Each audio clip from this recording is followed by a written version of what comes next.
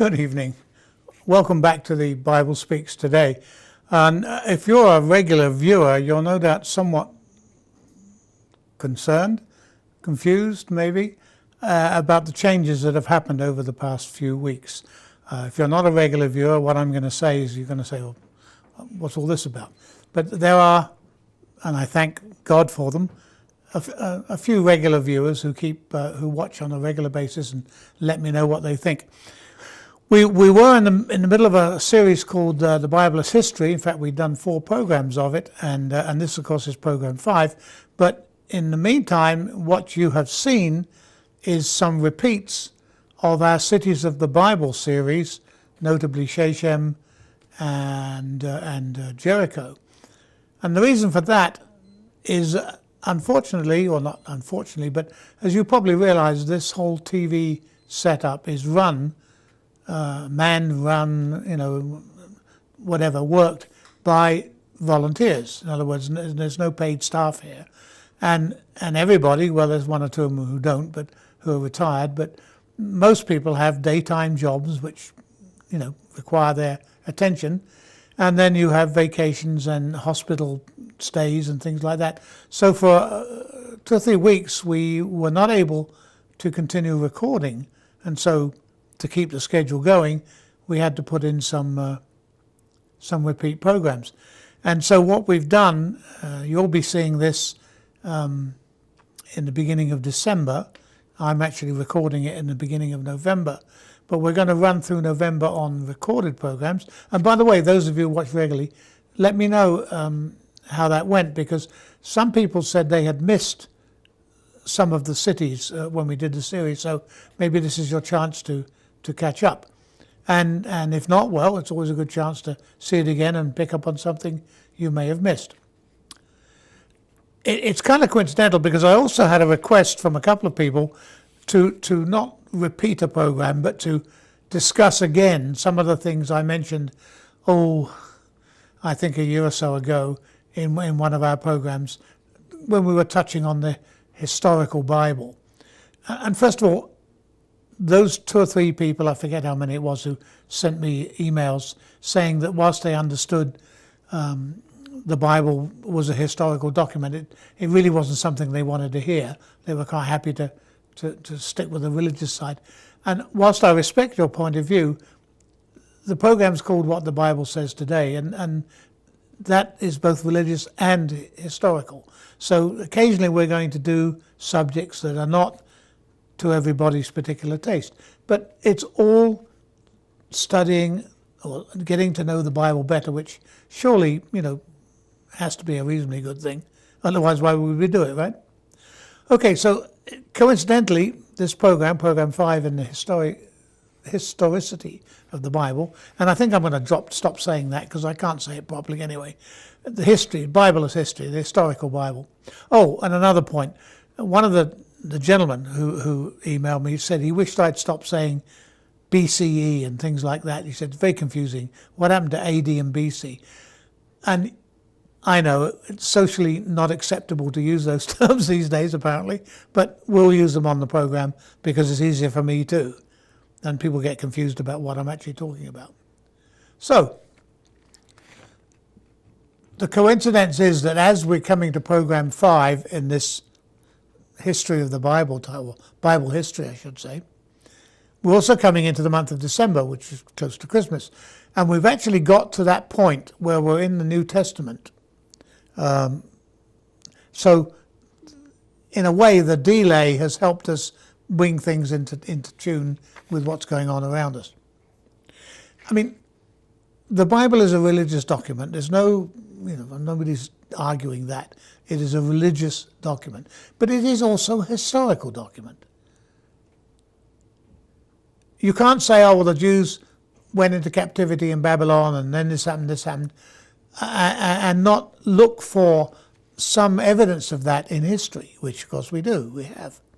So, whilst some of the things we celebrate in the Bible, some of the customs, some of the dates, and I'm digressing a bit from the script here, and the producer's probably going to go mad, but for example, the holidays we celebrate Christmas in December, we celebrate Easter in March, May, April, whenever.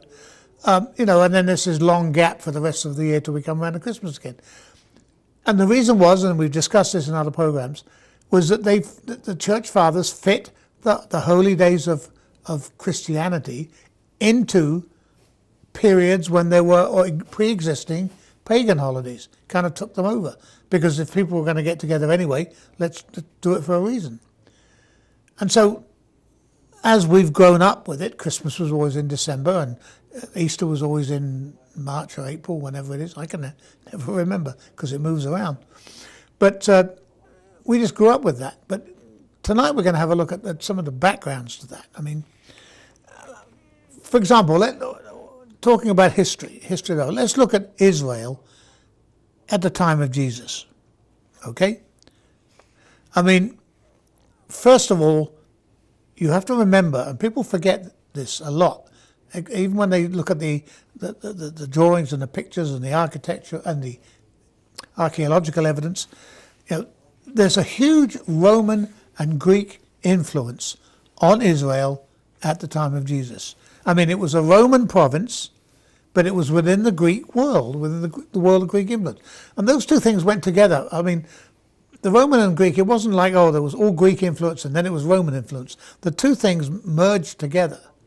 Greco-Roman is a style, an architectural style even today.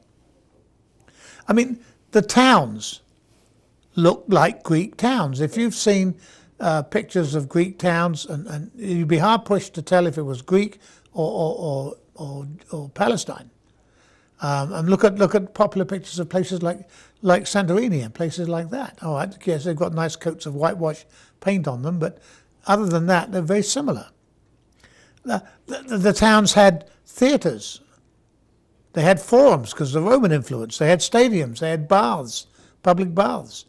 No, not all the little small towns, but the big major towns, Jerusalem and places like that. Caesarea, which was Pilate's seat of government, not Jerusalem, as some people think, but Caesarea, was a Greek-designed town with Roman influence.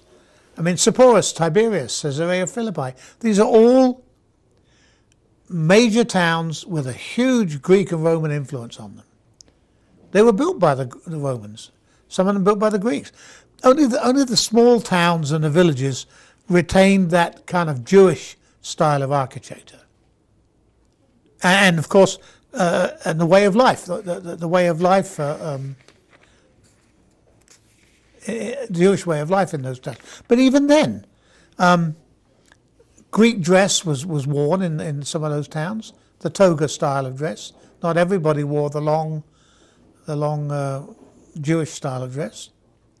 I mean, people in Galilee and Judah, wore the same sort of clothes predominantly, except the ultra-Orthodox Jews, as the people in Alexandria or Rome or Athens.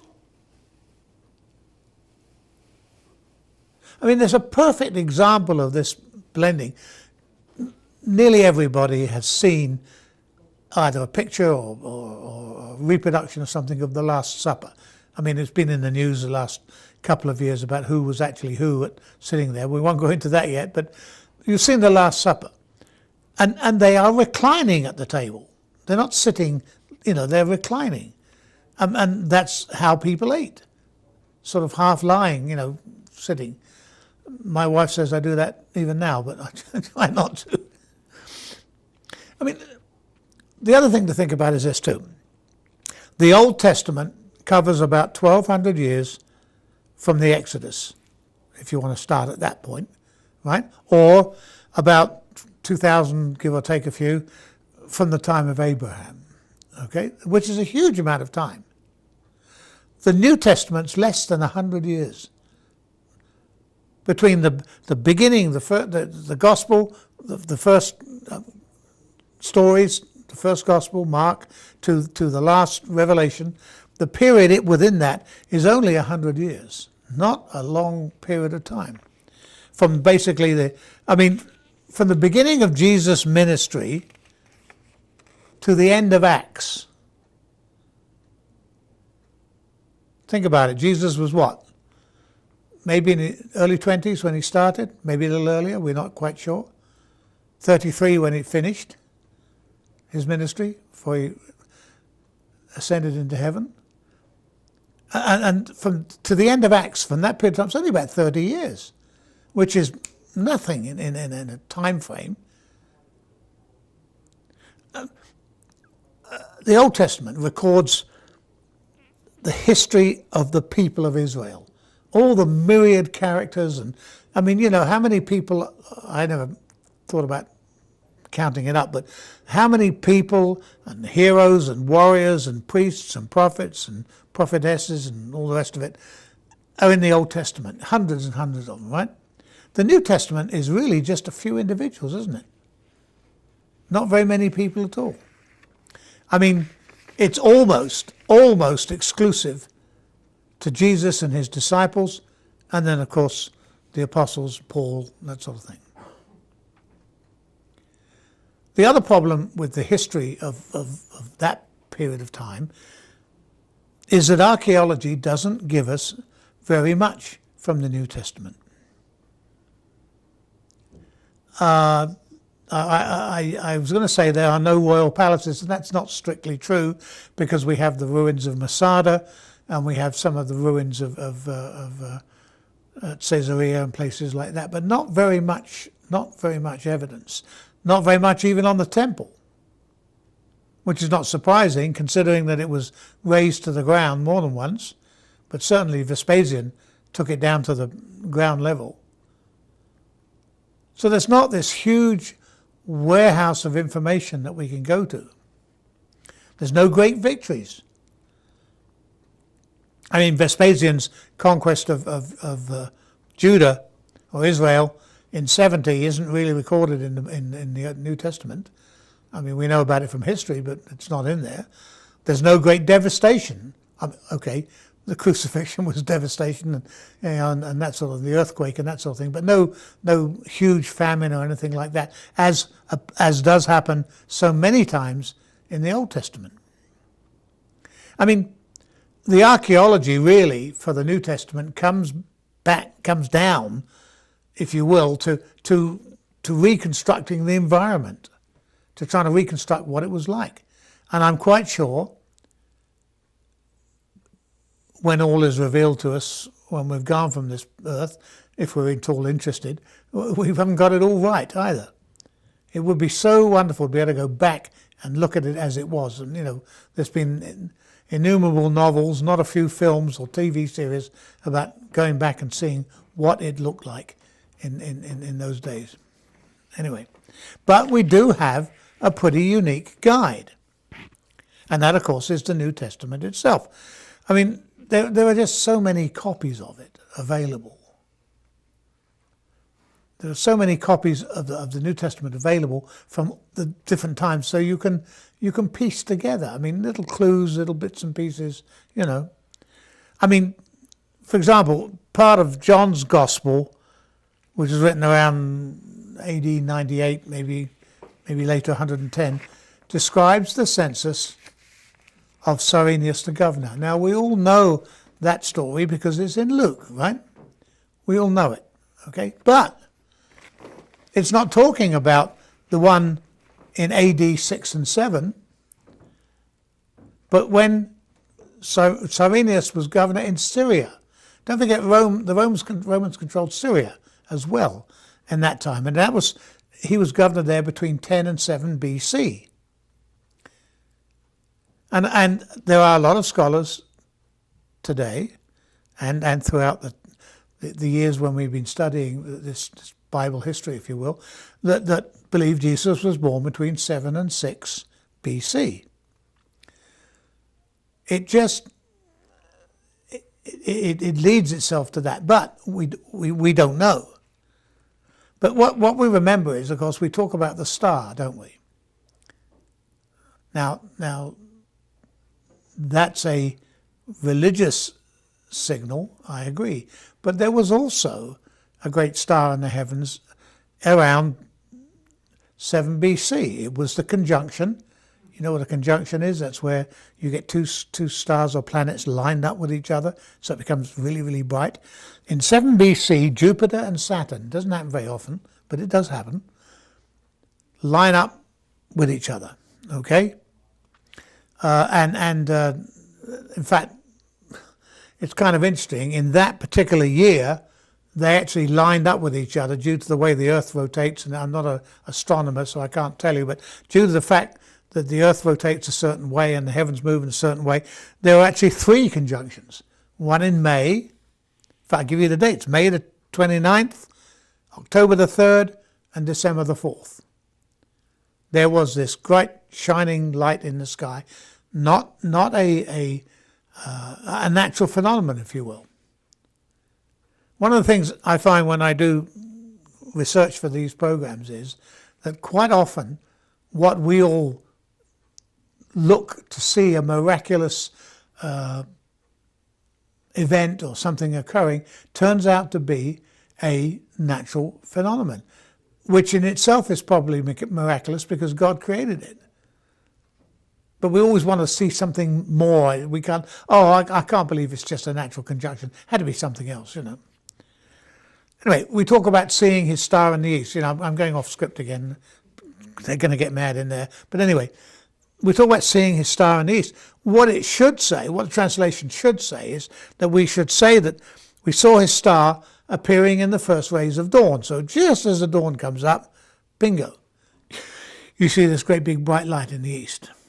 Again, translation difficulties and people's opinions, you know, vary on how people feel about this.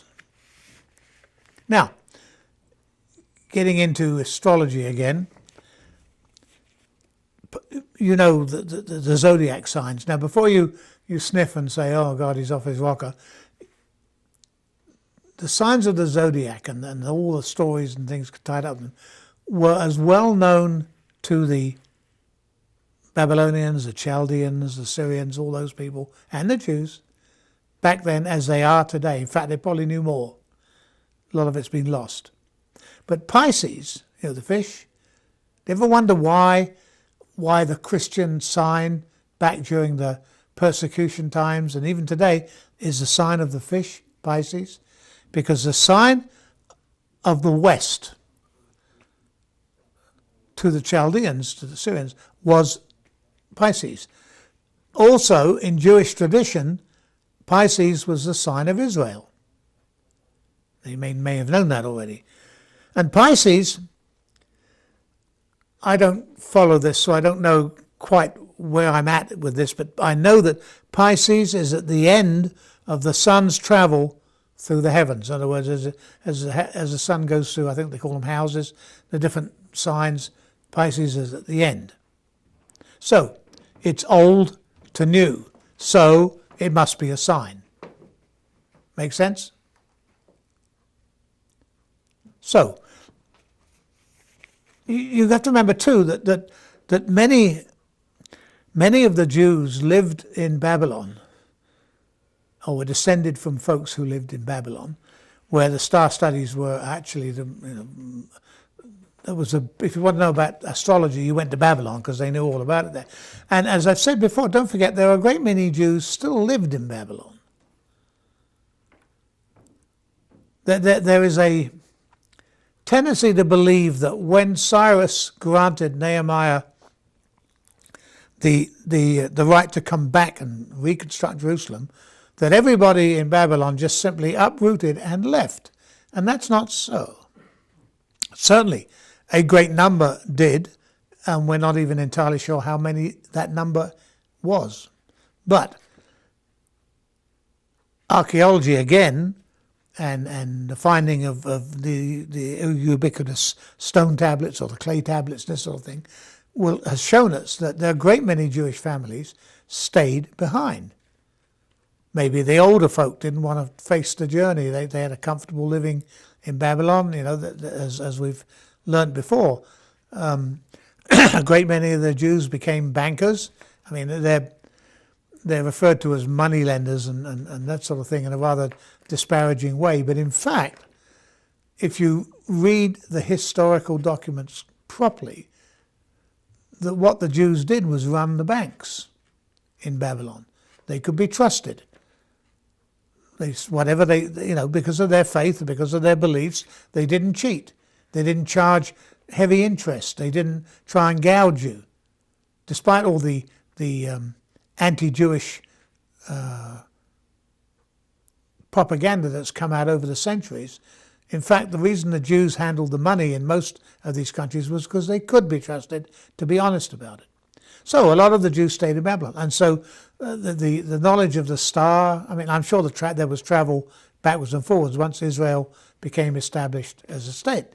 People going to see their grandchildren going back to see their grandparents, whatever. But so star, the zodiacal knowledge, if you will, was pretty well known. And they also would have known about the conjunctions. And so people say, hey, it's this bright light. Yeah, I know what that is. Okay.